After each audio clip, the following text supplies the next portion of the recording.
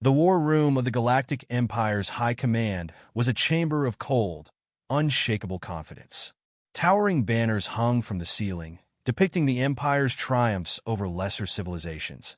And beneath them sat the Council, dozens of high-ranking officials, military strategists, and noble advisors, their expressions ranging from bored indifference to mild curiosity. The air carried the scent of incense, masking the sterility of recycled oxygen, but it did nothing to hide the disdain in their gazes as they observed the scarred veteran before them. Commander Sar stood at rigid attention, his uniform weathered with the marks of countless campaigns. Unlike the pristine garments of the officers surrounding him, his bore the stains of war, scorch marks from plasma bursts, the faint traces of alien ichor. He had not come for ceremony. He had come to deliver a warning. The humans, he said, his voice gravelly with age and experience, are not what you believe them to be. A ripple of amusement passed through the room. One of the counselors, an aristocrat with violet-hued skin and crystalline eyes, leaned back in his chair. "We have received your reports, Commander," he said, voice silken with condescension. "Minor skirmishes, isolated engagements, hardly a cause for concern. They were not mere skirmishes." Sar's three-fingered hands clenched into fists. He had survived those battles by the sheer luck of breathing faster than the dead around him. He had seen soldiers crushed beneath the weight of human ingenuity, watched warriors with centuries of experience fall before creatures who had barely lived beyond their first century.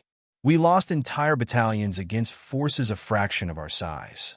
The humans are unlike any enemy we have faced.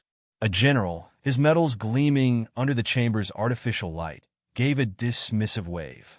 Every species claims that their war is different, their enemy unique. And yet the Empire stands. This is no different. Sar's throat tightened. He had fought for this Empire, killed for it. And yet they would not listen. He forced himself to breathe. "They are adaptable," he pressed on. "They learn faster than any species I have encountered. They do not fight like we do. They do not fight like anyone does." He let the words settle, watching the flicker of uncertainty pass over at least a few faces. Perhaps they remembered the grainy footage, the desperate last stand of an Imperial detachment overwhelmed by human forces that should not have won. The Emperor's advisor, an aged tactician whose face was as unreadable as stone, exhaled slowly. "You fought them. Tell us, then, how do they fight?" Sar's gaze darkened, memories rising unbidden. "They fight to win." The chamber was silent. He took a step forward, his voice lowering. "We fight with honor, with discipline, with strategy refined over millennia. The humans fight with whatever they must. They do not care for ceremony, for decorum. If they are outnumbered, they do not retreat. They do not break. They become more dangerous." Laughter broke the tension. "You make them sound like beasts," one counselor scoffed. "We have conquered hundreds of species, Commander. What makes this one different?" Sar let the silence stretch before speaking. "Because they are willing to do what we will not." He saw doubt creeping into their eyes now. Good. He needed them to understand. He needed them to see what he had seen. "There was a battle," he continued, voice steady. "One of many. A planet on the fringes, not even a full colony, just a station and its defenders. We outnumbered them 20-1. Their weapons were outdated. Their supply lines stretched thin." His eyes flickered, haunted. "They should have surrendered." The silence grew heavier. "They didn't." He let the weight of those words settle before continuing. "We crushed their defenses within hours. Their ships burned. Their orbital cannons fell silent. It should have been over. But they did not stop fighting. They turned the ruins against us. They detonated entire sectors just to bury our forces. They lured us into dead zones, turning our own tactics against us. Their soldiers did not fear death." He exhaled. "Some of them welcomed it, if it meant taking us with them. That, finally, seemed to unsettle them." Sar took another step forward, voice dropping to a near whisper. "I stood on that battlefield. I watched them, bleeding, broken, outnumbered 100 times over. And do you know what I saw?" No one spoke. "I saw them smile." The silence was absolute. Sar straightened. "We won that battle," he admitted, "but not before losing far more than we should have. Not before our forces were left so battered that reinforcements had to be pulled from other sectors just to hold the ground we took. He met their gazes one by one. I have fought the best warriors the Empire has ever produced. None of them are like the humans. The Emperor's advisor watched him for a long moment. And you believe they pose a true threat to the Empire? Sar's answer was immediate. If we go to war with them, we will bleed for every inch we take. And when they strike back, it will not be with treaties or negotiations. His voice was steel. They will break us. A long silence followed. Then the general who had spoken earlier gave a tired sigh. An interesting perspective, Commander, he said, as if entertaining a child's tale. But the Empire is not in the habit of fearing primitives. Sar's stomach turned. He had done all he could. He saw it in their eyes. Arrogance. Complacency. He had given them truth, and they had chosen to ignore it. A pity. As he turned to leave, the chamber's laughter followed him. The first wave of the Imperial fleet arrived in the Solar Expanse with the certainty of conquerors. Warships, sleek and bristling with weaponry, emerged from slip space in perfect formation, their hulls gleaming under the light of Earth's sun. The armadas stretched across the void, a demonstration of overwhelming power, a promise of inevitable subjugation. Admiral Hori stood on the bridge of the Eternal Dominion, hands clasped behind his back, exuding the quiet confidence of a commander who had never known true defeat. He had led dozens of campaigns, crushed civilizations that had once considered themselves untouchable. This would be no different. They are slow to respond, noted his chief strategist, a tall, serpentine being with dark, glossy scales. Perhaps the reports were exaggerated. Hori allowed himself a thin smile. Perhaps the humans had been given a choice: surrender and be integrated into the Empire, or resist and be annihilated. Their response had been silence, not even a demand for negotiation. That, more than anything, amused him. They would not break the Empire's long-standing tradition of lesser species submitting to their betters. Deploy the first strike forces, Hori commanded. Let's end this before it becomes tedious. Gunships and drop pods rained from the fleet like falling stars, descending upon the outermost human colonies. The strategy was simple: strike hard, strike fast, dismantle resistance before it had the chance to take root. The humans, with their primitive war doctrines, would falter the moment their lines broke. At first, everything went as expected. The colony on Delta Pavonis fell within hours. The humans fought, of course, but their planetary defenses were nothing against the Empire's firepower. Cities burned, their outposts crumbled. Imperial forces established control with swift, calculated precision. Reports poured in of similar victories across the sector. Hori listened to them with growing disinterest. It was all so predictable. By the third day, he found himself wondering if the veteran, Sar, had simply gone mad. Then came the first troubling report. A squadron of Imperial Marines had taken control of a key human military installation, only to be wiped out hours later. No distress calls, no signs of enemy reinforcements. Just silence. A second team was sent to investigate. They found the bodies of their comrades, but not as they expected. The corpses had been arranged in a row, kneeling, their helmets removed. Their weapons were stacked in a neat pile before them. Their armor showed no signs of battle damage, no plasma burns, no blade wounds. There were no signs of a struggle. The commanding officer of the investigation team reported that the scene felt wrong. Then his transmission cut off. When a third team arrived, they found nothing. No bodies, no weapons, just the empty, blood-stained floor of the outpost. That was when the Empire's confidence began to waver. The next battle did not go as smoothly. The Imperial army descended upon another colony, expecting another quick conquest. Instead, they found a world already burning, not from orbital bombardment, but from the humans themselves. Entire cities had been abandoned, reduced to smoldering ruins before the Empire even landed. Civilian populations had vanished into underground tunnels, into forests, into places where scanners struggled to track them. Human forces struck in coordinated raids, appearing from nowhere, ambushing Imperial patrols before disappearing like ghosts.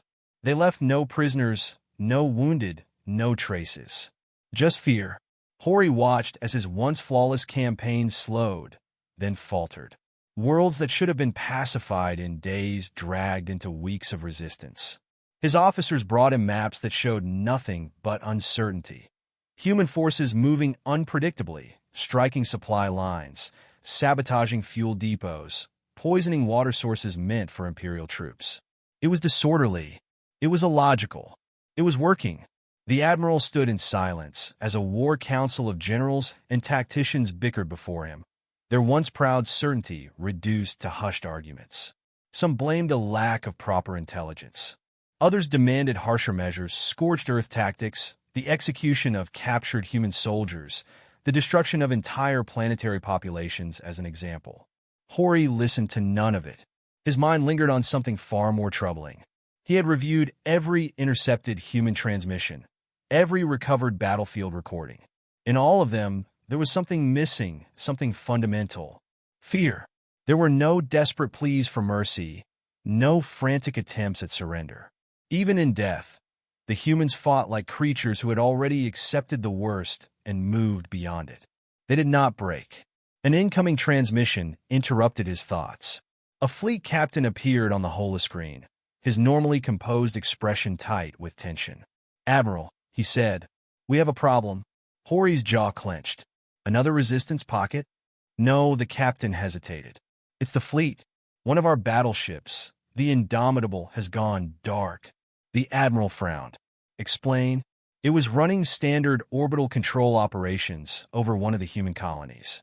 Then, without warning, all communications ceased. No distress calls, no reports of engagement. Just nothing." Hori felt a slow, cold weight settle in his chest. Could it be a systems failure? Unlikely. The captain hesitated again, as if reluctant to continue. Before the ship went dark, its last transmission contained a single message. From whom? The captain swallowed. From inside the ship. Hori narrowed his eyes. "Play it." There was a pause. Then the bridge filled with sound. It was not a distress call. It was not a warning. It was laughter. Not cruel. Not mocking. Just laughter, quiet at first, then growing louder, more unhinged. It was accompanied by the distant echoes of gunfire, the sound of alarms blaring in the background. Then a voice, ragged, strained, but unmistakably human. "Did you think this was going to be easy?" The transmission cut off. The war room was silent. Hori exhaled slowly, pressing his fingers against his temples. For the first time in his long and decorated career, he felt something stir beneath his carefully cultivated confidence. A whisper of something Sar had warned them about. Doubt. The wreckage of the Indomitable drifted in silence, its once proud hull now a charred skeleton against the void. What little remained of its command deck was open to space, shattered from within. There had been no great fleet engagement, no orbital bombardment, just a sudden, violent collapse. Imperial salvage crews scoured the remains for survivors, but all they found were corpses. Some had been killed by small arms fire, others by blades. A few had no wounds at all, their faces twisted in expressions that suggested something far worse than death had taken them. Admiral Hori stood on the bridge of the Eternal Dominion, staring at the display in front of him. A repeating message pulsed from the wreckage, broadcast on all Imperial channels. A single human voice. "Calm.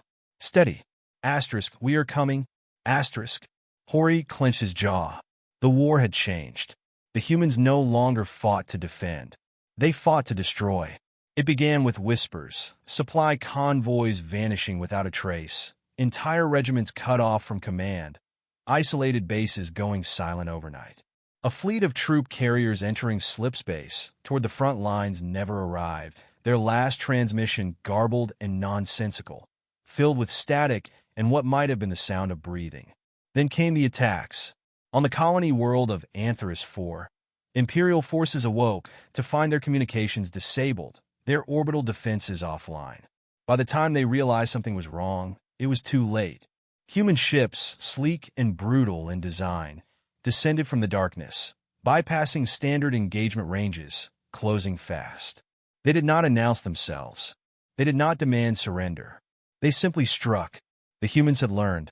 Where once they fought with the desperation of the outnumbered, now they fought with the precision of predators. They did not engage in prolonged battles. They did not waste time on drawn-out sieges. They hit fast, hard, and without mercy. Their soldiers moved like wraiths through imperial fortifications, appearing where they should not have been, striking before alarms could be raised. They used the Empire's own technology against them, turning hacked drone squadrons on their former masters, rerouting supply chains to starve Imperial divisions stranded on hostile worlds. The worst part, Hori realized, was that there was no pattern. The Empire thrived on understanding the rhythms of war, on knowing where an enemy would retreat, how they would regroup, what territory they would consider vital. But the humans were erratic. They attacked targets of no strategic value while bypassing heavily fortified worlds entirely. They crippled entire systems through sabotage rather than direct confrontation. They made the Empire bleed without ever giving them a proper battle. Reports from the front were filled with confusion and panic. Imperial officers, once arrogant and composed, spoke in hushed tones of human infiltrators appearing within secure compounds, of elite soldiers finding their weapons useless against enemies who seemed to know their every move. Entire garrisons deserted their posts, convinced they were being watched, hunted. And always, there were the voices. Asterisk, we are coming. Asterisk. Hori knew he had to regain control. He called for a meeting of his war council, summoning every surviving high-ranking officer within reach. They gathered aboard the Eternal Dominion, their numbers far smaller than they should have been. Some had fallen in battle. Others had simply disappeared. He stood before them, his voice as steady as steel. We have underestimated them, he admitted, the words bitter on his tongue. But the Empire does not bow to primitives. Murmurs of agreement rippled through the chamber, but there was no true conviction behind them. Hori turned to his chief strategist. What do we know? The strategist hesitated, then gestured to the hollow display. The humans are using unconventional warfare. They have abandoned direct engagements in favor of psychological and asymmetric tactics. They are targeting morale as much as they are targeting infrastructure. Hori frowned. Explain. The strategist exhaled. They leave bodies where they know our forces will find them. Not just their own dead, ours. They do not kill everyone in an ambush. They let a few survive. Let them run. Those soldiers return, carrying stories of things that should not be possible. Stories that spread. A younger officer, her uniform still pristine despite the war, shifted uncomfortably. They want us afraid. The strategist nodded. And it is working. Silence settled over the chamber. The Empire had fought countless species. They had crushed rebellions, shattered civilizations, rewritten history in their own image.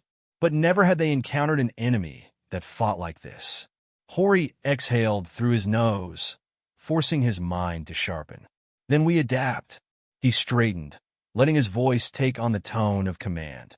We tighten our defenses, increase counterintelligence efforts, implement purge protocols for compromised systems.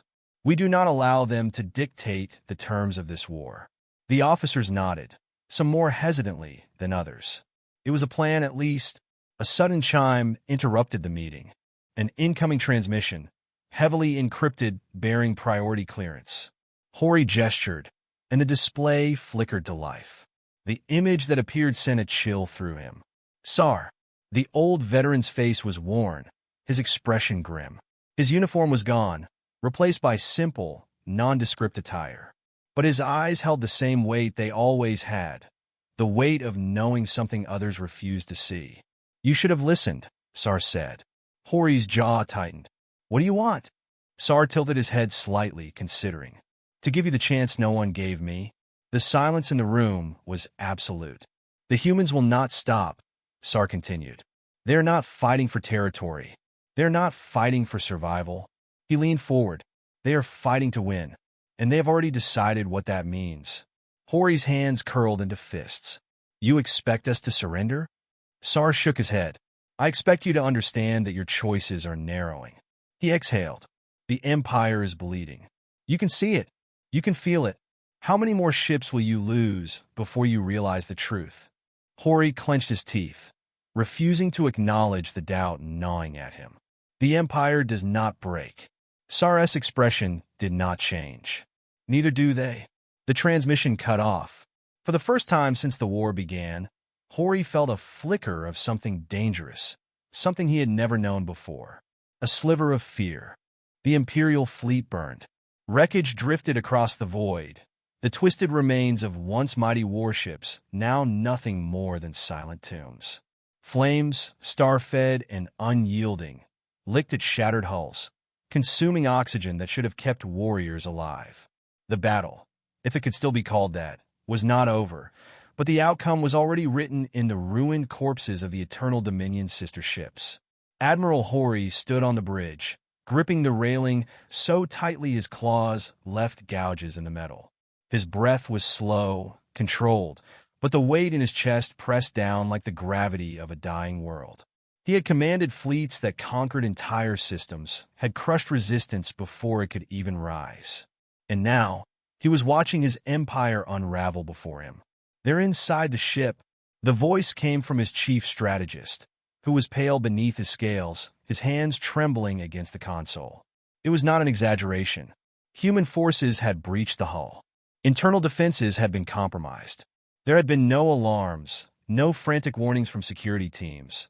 Just a slow, creeping silence as decks went dark, entire sections cut off. Hori turned to his officers. Status? A comms officer swallowed hard. We've lost contact with engineering. Weapons control is unresponsive. Decks 32 through 40 are gone. Hori narrowed his eyes. Gone? The officer hesitated. Explosive decompression, sir. It wasn't from the outside. Hori's mind worked furiously. Internal sabotage? No. Too widespread, too precise. This was an attack. Coordinated. Unrelenting. The humans were no longer just harassing supply lines, no longer striking from the shadows. They were here, inside the Empire's flagship, tearing it apart from within. A new transmission flickered onto the holo display. At first, there was only static. Then came the sound of ragged breathing. Admiral. The voice belonged to one of his captains, Julern, a veteran of a dozen campaigns. But he sounded nothing like the warrior Hori knew. They're not fighting like soldiers. Hori's fingers tightened. Explain. They don't move like us. They don't think like us. A sharp intake of breath. They come in silence. No shouts, no battle cries, just a strangled noise. They're not afraid to die. They don't fight for ground. They fight to kill. A burst of gunfire. A scream. The transmission cut out. Silence settled over the bridge, thick and suffocating. Hori inhaled slowly, forcing steel back into his spine. We are not beaten, he said, his voice even. Redirect security forces. Contain the breach. If we cannot retake the ship, we will. A sudden flicker in the lights. A power fluctuation. The emergency systems engaged, bathing the bridge in cold, sterile illumination. The strategist's voice was barely a whisper. They've taken the core. For the first time in his long, decorated career, Hori felt a stab of something he had never truly known. Not anger, not frustration, desperation. He turned sharply to his officers. Activate the failsafes. We will not allow them to take this vessel intact. A weapons officer hesitated. Sir, if we trigger the self-destruct, they will not take this ship, Hori growled. Initiate the sequence. The officer's hands moved across the console. A warning klaxon blared, echoing through the dying flagship. Final protocols were engaged. The Eternal Dominion would not become a prize for humanity.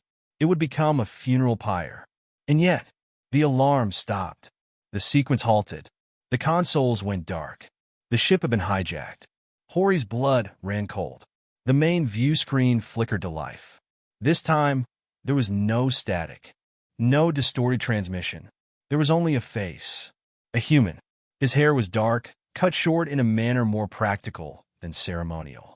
His uniform was battered but intact, marked with no insignia save for a small patch on the shoulder. One that bore no rank, no title, only a single word. Retribution. The human leaned forward, his gaze locking onto Hori's. His expression was calm. You should have listened. The words struck like a physical blow. Hori straightened, forcing his voice to remain steady. Do you think this will change the war?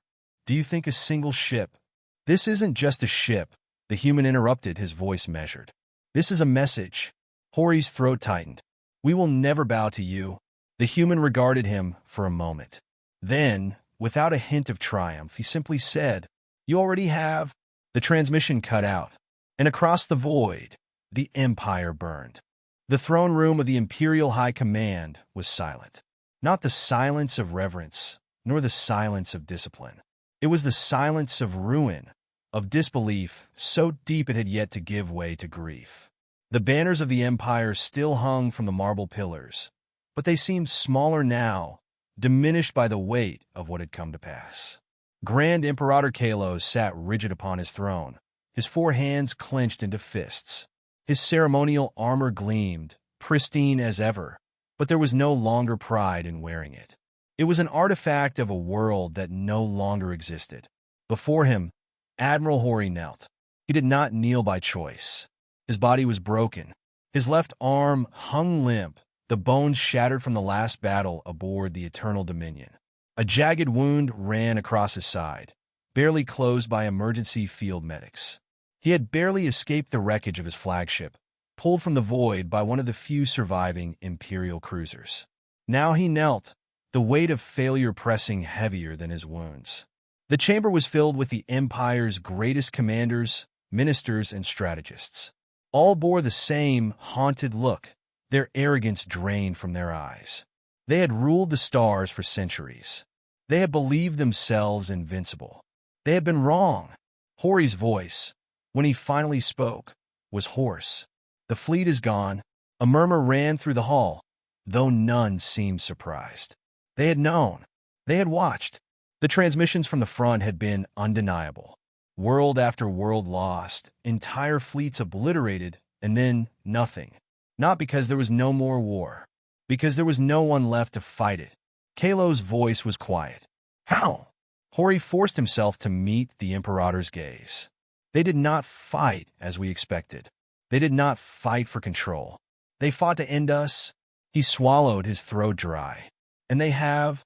The murmurs grew louder, a cacophony of disbelief and simmering panic. The great empire, reduced to hushed whispers. A war minister stepped forward, his voice desperate. Then we must regroup. We must rally the remaining fleets, fortify the core worlds. Hori shook his head. There are no fleets left. The minister's breath caught. Their ships move like shadows. Hori continued, his voice heavy. They do not hold territory. They do not occupy. They strike, they burn, and they vanish. He exhaled a bitter sound. They are not conquerors. They are executioners. Kalos' four hands pressed against the arms of his throne, his fingers digging into the carved obsidian. He was old, older than most, but his mind had never dulled. He had built this empire from the ashes of a dozen lesser civilizations. He had commanded victories that reshaped the stars themselves. And now he was staring at the unraveling of everything he had built. Hori continued, his voice quieter now. The humans do not negotiate. They do not accept surrender. They do not send demands. He exhaled shakily. They do not see us as enemies. They see us as a threat to be eliminated. The chamber fell deathly still. Kalos leaned forward. Then what remains? Hori's jaw tightened. Scattered remnants. Isolated colonies. Perhaps a handful of ships in hiding. His throat tightened. But not an empire. Not anymore. A slow, creeping dread settled over the assembled leaders. A different voice spoke then, deep and familiar. They were never afraid of us. Heads turned. From the shadows of the chamber, an old figure stepped forward. Sar, the disgraced veteran, the outcast, the one they had dismissed as a madman. Now he was the only one who had ever truly understood. They did not fear our fleets, Sar said, his voice steady. They did not fear our armies, because they have known war far longer than we have.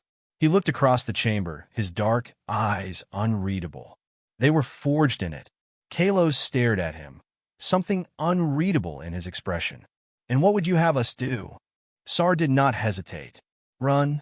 The word rang through the chamber like a death knell. Ministers bristled, some muttering in disbelief, but no one truly argued. What was left to argue? Kalos exhaled slowly. The weight of centuries pressed upon him. There is nowhere left to run. Sar stepped forward, stopping just before the throne. Then we die. Silence. Kalos looked at Hori, the once proud admiral, now kneeling in exhaustion. He looked at the commanders, their faces drained of arrogance, of certainty. He looked at the banners of the Empire, now little more than relics. And he knew. The Empire had already fallen. The only question left was how long they would survive before the humans came to finish what they started.